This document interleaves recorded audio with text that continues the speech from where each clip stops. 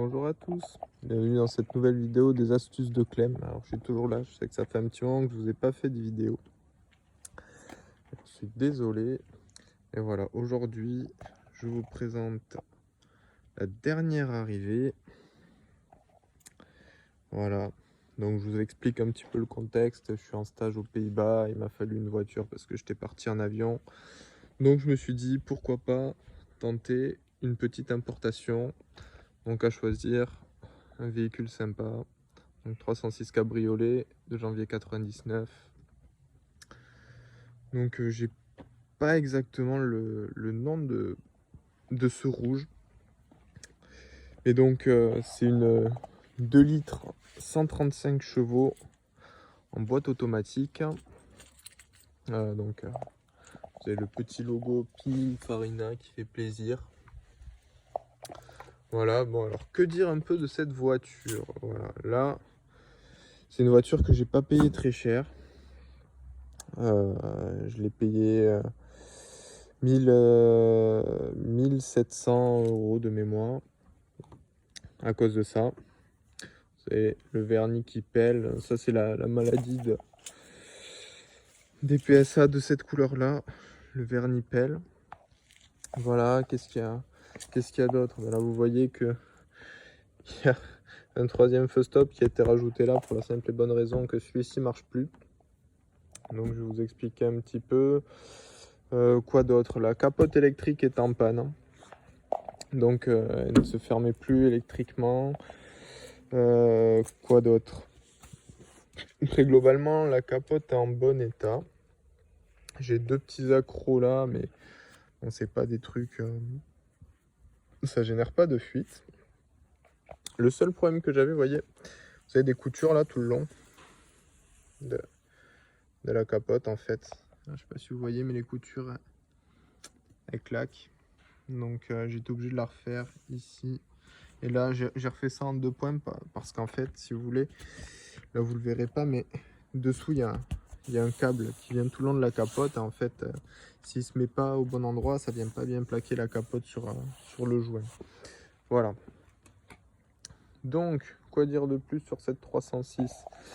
Elle a 213 000 km. Je vais vous montrer, je vais vous parler un petit peu des problèmes qu'il y a dessus. Voilà. Donc, voilà. Là, vous avez le premier problème. En fait, la charnière qui est ici, là, elle commence un peu à fatiguer. Ça se sent, par exemple, vous voyez, je vais vous montrer juste ici, là. Quand vous venez fermer la porte, vous voyez, la porte, elle vient frotter là, et ensuite, elle vient se relever pour prendre sa place. Donc ça, le jeu, il est clairement sur la charnière du dessus. Donc, il y a ça. Je vous montrerai peut-être comment je vais rattraper ça. Je ne sais pas encore. Il faut que je change cette bouche d'aération parce qu'elle est abîmée. Puis que je reclipe les ailettes dans les autres. Donc l'intérieur, cuir noir. Très sympa. Donc évidemment, 4 places, 306 câbles. J'ai le filet anti-remous que j'ai essayé de réparer. Là, ici, vous voyez, j'ai ça à réparer. Cette partie de la capote qui est fatiguée. Donc ça sera peut-être l'occasion de vous montrer un petit peu l'impression 3D. Voilà, donc j'ai cette pièce à remettre. Et pareil, du coup, forcément, ça a pété cette partie de la coudoir qui vient, je vais vous montrer, mais qui vient cacher le trou. Je vais vous montrer ça. Voilà. Là, vous avez, évidemment, je vais enlever la clé. Le compteur. Compteur classique de 306. Hein. Voilà. Kilométrage qui va s'afficher. Yes, 213 901. On a, vous voyez, le cadran de la boîte auto. Donc, que dire? Pas de clim. Il y a les anti-brouillard qui sont ici sur celle-là, avant-arrière. L'autoradio qui est pas d'origine. Ça, c'est un peu dommage. Il faut que Je vais essayer de trouver un adaptateur parce que vous voyez ici, j'ai les commandes au volant et du coup elles ne fonctionnent plus. Quoi d'autre? Boîte auto, c'est la boîte AL4 avec mode sport, neige, le bouton, alors ici vous pouvez vous mettre en drive, ensuite descendre en troisième, seconde et passer en première avec ce petit bouton. Boîte à gants classique, airbag passager, airbag conducteur. Là vous avez toutes les commandes donc les deux vitres arrière, latérales et la commande de capote. Là j'aurai aussi des choses à faire dessus. Il n'y a que celui-là qui a l'ampoule encore fonctionnelle, donc il faudra que je change les deux ampoules de cela. Quoi d'autre? La centralisation des cônes. Donc elle se ferme pas, elle s'ouvre pas comme elle devrait. Il me manque le clip. J'ai pas le clip. Bon après capote, tout ce qui est ciel de toit, etc. Parce que je vous ai montré tout à l'heure, c'est globalement super propre. Voilà.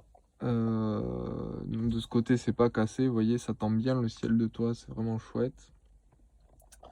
Que vous dire d'autre? Oui, j'ai quelques petits débords avec le coffre.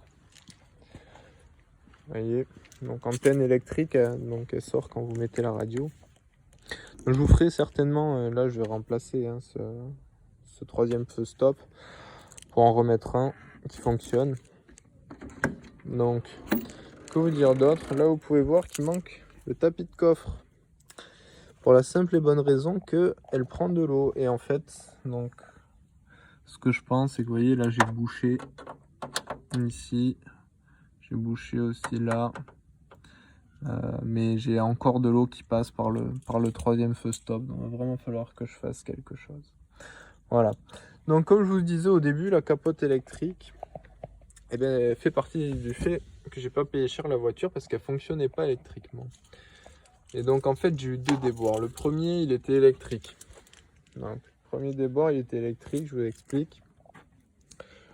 De ce côté-là, donc côté passager, vous avez un faisceau qui remonte, qui vient jusqu'ici et vous avez un petit contacteur qui vient indiquer au calculateur en fait que vous avez déverrouillé votre capote et que vous avez levé l'avant.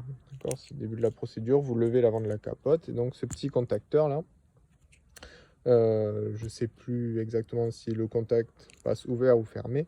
Bref, vous levez, ça s'ouvre et en fait ce qui se passe c'est que souvent ici avec le mouvement de la capote, etc. C'est le fil, il est vraiment juste et puis il est pris dans une espèce de petit anneau. Et donc il était sectionné, ce fil. Donc là, bon, pour l'instant, je fais que du temporaire parce que j'ai pas tous mes outils ici, que je suis encore aux Pays-Bas. Mais dès que je vais rentrer en France, je vais reprendre ça propre, faire une soudure. Là, pour l'instant, je vais vraiment, je vais vous expliquer, mais j'ai mis un domino enrubanné dans du ruban, hein. J'ai vraiment été, j'ai été chez Action, j'ai dévalisé Action, vous voyez, du nettoyant, du Chatterton, enfin j'ai vraiment tout pris chez Action. Donc voilà. Donc quand je me suis aperçu de ça, je l'ai réparé. Donc domino, Chatterton, etc. J'arrive à lancer un cycle d'ouverture de capote. Voilà, bon. J'ai peut-être fait deux conneries à ce moment-là. C'est la première, dans le coffre, j'avais, je vais vous montrer un petit spoil, mais j'avais la rondelle que vous voyez un peu là qui est dorée ici, qui se promenait là par terre. Mais je savais pas du tout d'où elle venait parce qu'en fait, le pas qui ressemble à un écrou, en fait, c'est pas vraiment un écrou qui vous permet de déverrouiller le couvre-capote de façon manuelle. En fait, il était toujours à sa place. Et donc j'ai pas forcément prêté attention et en fait si vous voulez vous avez une pièce qui fait ça, comme ça, c'est une pièce ici qui est de l'autre côté et qui vient tendre, donc vous avez des câbles en haut en bas et ça vient fermer le couvre-capote en fait en se tendant, vous voyez, fermeture en fait, vous venez et ça tend les deux câbles. Et ce qui s'est passé c'est que quand vous venez le faire avec ce mécanisme là, vous êtes dans l'axe de cette pièce. Donc les forces, il est réparti dans l'axe, il n'y a pas de souci, vous ne tordez pas la pièce. Et en fait, cette pièce, quand vous utilisez le système électrique, il y a un vérin qui vient pousser, mais en fait, il ne pousse pas dans l'axe. En fait, ça pousse pas la pièce dans l'axe, ça la pousse par en bas. Et ce qui fait qu'en fait, moi, il me manquait le petit e-clip. Ça s'appelle un e-clip, c'est une goupille d'arrêt. Et elle était manquante, donc en fait, ça a fait forcer l'arbre, ça a tordu et ça m'a pété la pièce, en fait. Je sais pas où je l'ai exactement. Attendez, je vais vous montrer. Je crois que je l'ai là.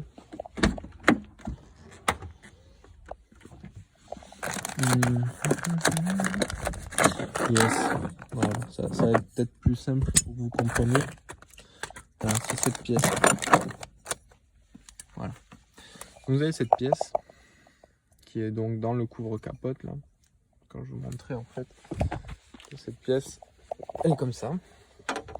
Voilà. Donc à l'intérieur du couvre-capote, en fait, donc quand elle est verrouillée comme ça. Ensuite, vous avez un petit loquet qui est pris ici. Quand vous déverrouillez, hop, clac, ça le fait sauter. Les câbles, ils libèrent le couvre-capote. Voilà. Et donc en fait, ce que je vous disais, c'est que donc cet écrou là, il vient dans cet axe. Donc quand vous le tournez à la main, ça vient forcer plus ou moins vous forcez dans l'axe. Donc ça force ici, clac, ça vient se verrouiller. Et par contre, le vérin, lui, il vient forcer vraiment en bas. Hein. Et donc ça vous tord la pièce et puis voilà, vous arrivez et ça finit par se péter. Pièce en alu, bon voilà. Donc j'en ai refait une. Et donc ça fonctionne. J'ai remis évidemment de l'huile de capote puisque il a manqué aussi en fait. C'est la deuxième connerie que j'ai faite, c'est que je l'avais pas vérifié. Puis il a manqué aussi, voilà. Donc c'est celle-là qu'il faut. Hein. J'ai vérifié. Normalement, je vous dis pas de conneries, c'est de la HVI 32L. Voilà, donc pour les capotes de 306. Quoi dire d'autre? Donc ouais, elle prend l'eau par le coffre. Donc on aura ça à voir quand je vais rentrer chez moi. Parce que là, donc l'idée c'est de rentrer en France avec cette voiture. Ce que je vais faire, c'est que si vous voulez, je vous ferai une petite... soit sur mon site, soit une vidéo, je sais pas encore. Je pense que ce sera plus un article sur mon site, sur la procédure d'importation d'un véhicule depuis les Pays-Bas. Donc, bon, pour l'instant, ça se passe bien. Je vous tiendrai au courant. Là, je suis en plaque WW. Donc, c'est des plaques temporaires françaises. Donc, je vous expliquerai tout ça. Quoi de plus si, du coup, je me suis amusé. Je vais vous montrer parce que je fais tout en mode dégradé. Donc, les phares étaient jaunes, donc je les ai polis au dentifrice. Voilà. C'est pas incroyable, mais ça fait le job. De toute façon, ces phares ils vont dégager parce que c'est des phares tuning et vraiment ça éclaire, mais que dalle. Donc ça va virer. Après quoi d'autre? Après c'est à peu près tout. Je pense qu'on contrôlera un peu le train arrière.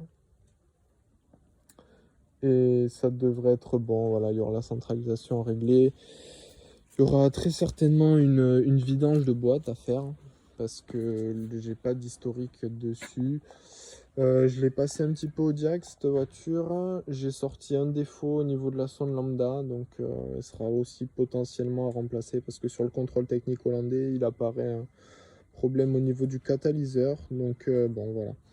Il y aura 2-3 trucs à faire. Je vous tiendrai au courant si j'arrive en France, si je tombe en panne, si voilà, on verra. Et puis voilà, je vous expliquerai un peu la procédure pour l'importation de ce genre de voiture depuis les Pays-Bas, si ça vous intéresse. Voilà. Pour les autres voitures, ouais, j'ai pas trop fait de vidéos sur la Spitfire, mais là j'ai fini le moteur avant de partir à l'étranger. Donc le moteur normalement est bon.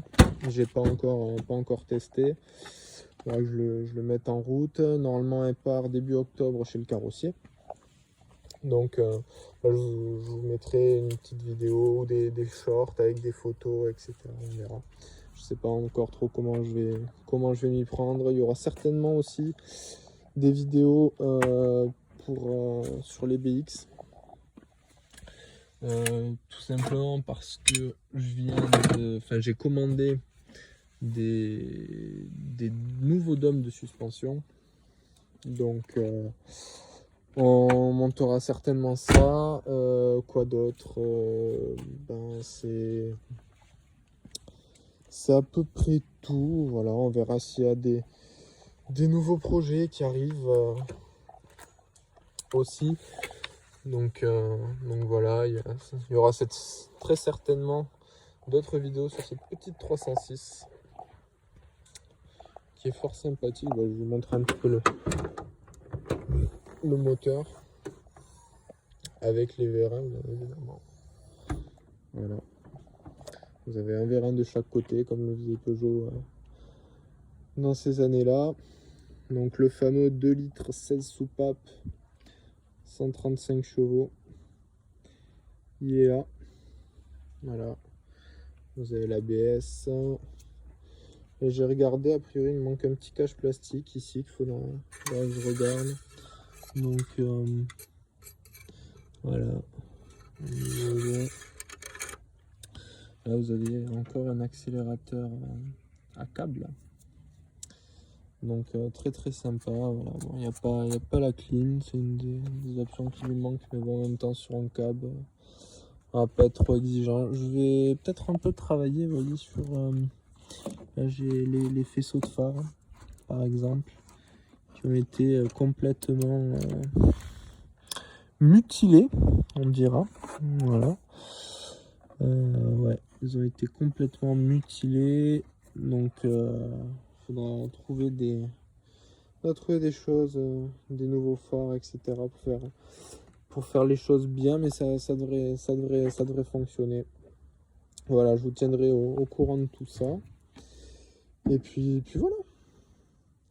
On verra comment ça va se goupiller. Mais bon, globalement, le moteur est propre. Il fonctionne bien, la boîte aussi. Donc pour l'instant, je touche du bois. Et puis voilà, je vous tiendrai au courant. Et puis on se retrouve pour une prochaine vidéo. Allez, à plus.